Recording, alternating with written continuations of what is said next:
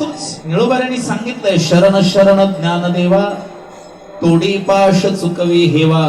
त्याच्या पुढचं चरण महत्वाचं आहे, गांजलो मी यातीहीन माया मोही दारुण.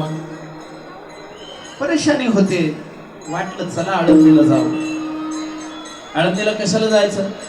जत्रेला. बोला, आळंदीला कशाला जायचं? बघायला जायचं का? घरी करमत नाही म्हणून जाण्याचं कारण काय? चला आळंदीला जाऊ.